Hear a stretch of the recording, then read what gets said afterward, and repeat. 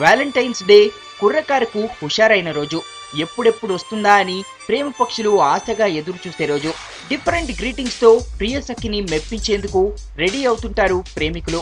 Lovers ని attract చేసేందుకు గ్యాలరీలు కూడా పోటీ పడుతుంటాయి.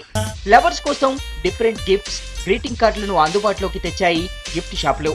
అందమైన కీ చైన్లు, బొమ్మలపై వ్యాలంటైన్స్ డే ఆఫర్స్ ఇస్తున్నాయి.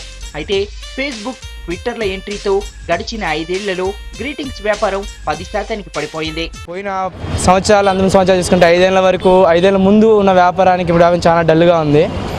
మామూలుగా ప్రతి సంవత్సరం చూస్తుంటే మాకు ఎర్ది కానీ ఏది కానీ వారం ముందే స్టార్ట్ అవుతుంది అనమాట.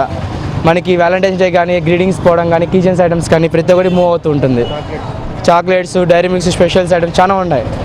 బట్ అంటే ఈసారి అంటే ఇదే వ్యాలంటైన్స్ డే ఈరోజు బిజినెస్ చాలా డల్గా ఉంది. 4-5 years పోల్చుకుంటే అప్పుడు 70% ఉంది, కానీ మినిమం 10% ఉండదు. ఇప్పుడు ఏమాత్రం సేల్స్ లేదు. ఇప్పుడు మారుతున్న కాలానికి అనుగుణంగా అభిరుచులు కూడా మారుతూ వస్తున్నాయి.